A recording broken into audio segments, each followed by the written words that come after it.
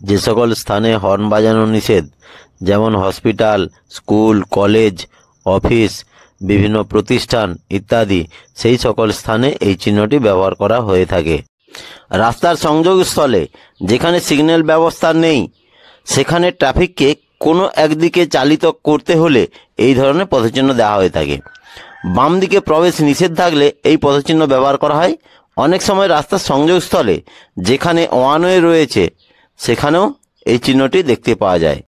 রাস্তার সংযোগস্থলে যেখানে সিগন্যাল ব্যবস্থা নেই, সেখানে ট্রাফিকের কোনো একদিকে চালিত করতে হলে এই ধরনের পদচিহ্ন দেওয়া হয়ে থাকে। ডান দিকে প্রবেশ নিষেধ থাকলে এই পদচিহ্ন ব্যবহার করা হয়।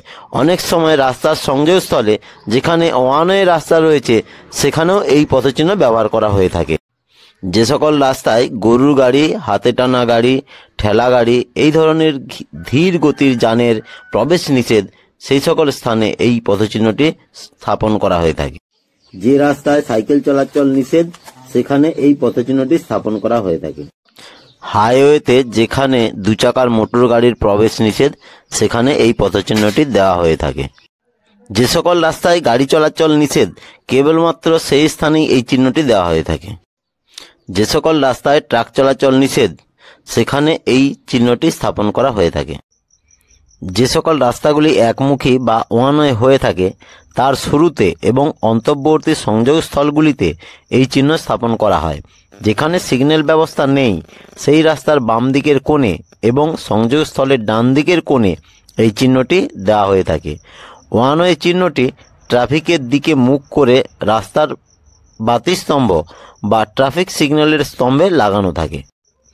যেখানে যানবাহনের প্রবেশ নিষেধ, সেখানে এই চিহ্নটি দেওয়া হয়। সাধারণত ওয়ান ওয়ে রাস্তার শেষে এবং ওয়ান ওয়ে রাস্তার অন্তর্বর্তী সংযোগস্থলগুলিতে এই চিহ্নটি দেওয়া থাকে। রাস্তার বাঁদিকে যেখান থেকে গাড়ি প্রবেশ করার আশঙ্কা রয়েছে, সেখানেই এই চিহ্নটি স্থাপন করা হয়। যেখানে ট্রাফিকের বিপরীত মুখে গাড়ি ঘোরানো সম্পূর্ণরূপে নিষিদ্ধ, সেখানে এই ধরনের পথচিহ্নটি ব্যবহার করা হয়ে থাকে।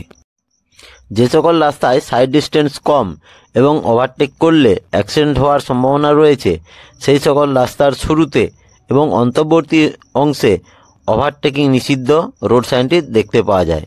এই চিহ্ন দেখলে কখনোই সামনের গাড়িকে ওভারটেক করবেন না। অপেক্ষা করুন, ঝুঁকিপ্রদ স্থান পেরিয়ে যাওয়ার পর প্রয়োজন হলে সতর্কতার সঙ্গে সামনের গাড়িকে ওভারটেক করুন। শহরাঞ্চলে রাস্তার ধারে বা ক্যারেজওয়েতে যেখানে গাড়ি পার্কিং করা নিষেধ, সেখানে এই চিহ্নটি স্থাপন করা হয়। রাস্তার যে অংশে পার্কিং নিষিদ্ধ, তার শুরুতে এবং শেষে এই চিহ্নটি দেওয়া থাকে। কোনো রাস্তায় যেখানে যান নিয়ন্ত্রক কর্তৃপক্ষের সিদ্ধান্তে গাড়ি থামা বা দাঁড়িয়ে থাকা সম্পূর্ণভাবে নিষিদ্ধ, সেখানে এই পথচিহ্নটি দেখতে পাওয়া যায়। কেবলমাত্র আপৎকালীন অবস্থায় ও পুলিশের নির্দেশেই এখানে গাড়ি দাঁড় করানো যেতে পারে। এই চিহ্নের অর্থ এখানে গাড়ি দাঁড় করানো নিষিদ্ধ। কখনো কখনো এই রোড সাইনের সঙ্গে ইংরেজি বা স্থানীয় কোনো ভাষাতেও নো স্ট্যান্ডিং কথাটি লেখা থাকে। যদি দিনের কোনো বিশেষ সময়ের জন্য বা সপ্তাহের কোনো নির্দিষ্ট দিনের জন্য এই নিষেধাজ্ঞা জারি থাকে, তাহলে সেটাও আলাদা করে লেখা থাকতে পারে। যদিও প্যাসেঞ্জার ওঠানামার জন্য এক্ষেত্রে অল্প সময় থামা যেতে পারে। শহরাঞ্চলে রাস্তার ধারে বা ক্যারেজওয়েতে যেখানে গাড়ি পার্ক করা নিষেধ, সেখানে এই চিহ্নটি স্থাপন করা হয়। রাস্তার যে অংশে পার্কিং নিষিদ্ধ, তার শুরুতে এবং শেষে এই চিহ্নটি দেওয়া থাকে। যে রাস্তায় এই পথচিহ্নটি দেওয়া হয়, সেখানে 5 টনের বেশি ভারবাহী গাড়ি বা ট্রাকের প্রবেশ নিষেধ।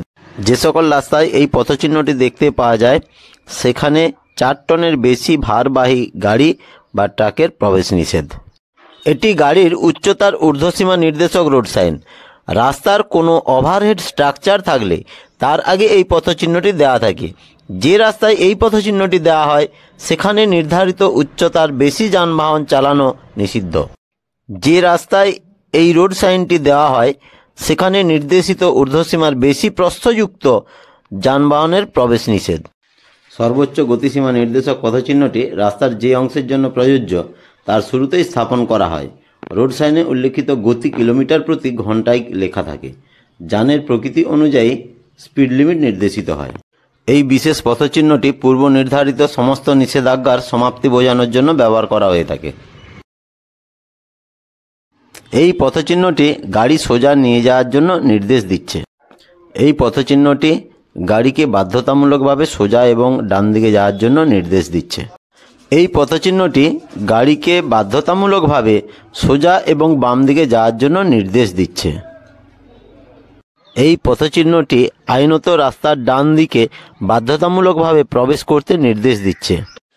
এই পথচিহ্নটি আইনত রাস্তার বাম দিকে বাধ্যতামূলকভাবে প্রবেশ করতে নির্দেশ দিচ্ছে। রাস্তার সংযোগস্থলের কিছু আগে যেখানে আইনত ডান দিকে ঘুরতে হবে সেখানে এই চিহ্নটি স্থাপন করা হয়ে থাকে। বাধ্যতামূলক ডান দিকে ঘোরার চিহ্নটি রাস্তার মাঝের কোনো আইল্যান্ডেও স্থাপন করা হয়, যাতে চালক খুব সহজেই দেখতে পান। রাস্তার সংযোগস্থলের কিছু আগে যেখানে আইনত বাম দিকে ঘুরতে হবে সেখানে এই চিহ্নটি স্থাপন করা হয়ে থাকে। বাধ্যতামূলক বাম দিকে ঘোরার চিহ্নটি রাস্তার মাঝের কোনো আইল্যান্ডেও স্থাপন করা হয়ে থাকে, যাতে গাড়ির চালক খুব সহজেই দেখতে পান।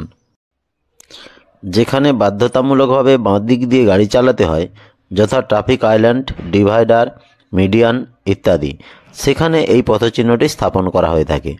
বিচ্ছিন্ন মিডিয়ান পুনরায় শুরু হলে তার সম্মুখে এই পথচিহ্নটি দেওয়া হয়। বাধ্যতামূলক ডান দিক দিয়ে চালানোর চিহ্ন সেখানেই থাকে যেখানে রাস্তার বাম দিকে কোনো নির্মাণ কাজ হচ্ছে।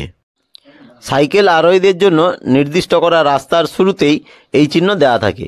এই পথচিহ্নটি দেওয়ার অর্থ সেই রাস্তা দিয়ে সাইকেল ছাড়া অন্য কোনো রকম যানবাহনের প্রবেশ নিষেধ। ওয়ানের রাস্তায় যদি কোনো ট্রাফিক আইল্যান্ড থাকে সেখানে দুদিক দিয়েই যাওয়া যেতে পারে, সেই সব জায়গায় এই রোড সাইনটি দেওয়া হয়। যে রাস্তায় এই পথচিহ্নটি স্থাপন করা হয় সেখানে সমস্ত রকম যানবাহন চলাচল নিষিদ্ধ। অনেক সময় পথচিহ্নটির সঙ্গে ইংরেজি বা স্থানীয় ভাষায় পথচারীদের জন্য পেডেস্ট্রিয়ানস অনলি লেখাটি দেখা যায়। এই পথচিহ্নটি যে রাস্তায় দেওয়া থাকে সেখানে বাস ছাড়া অন্য কোনো রকম যানবাহনের প্রবেশ নিষেধ। চিহ্নের সঙ্গে অনেক সময় কেবলমাত্র বাসের জন্য কথাটি লেখা থাকে। এই পথচিহ্নটি দেখলে মোটরযান চালকদের অবশ্যই হর্ন বাজাতে হবে। সাধারণত রাস্তার বাঁকে যেখানে পর্যাপ্ত সাইড ডিস্টেন্স নেই সেখানে এই পথচিহ্ন ব্যবহার করা হয়।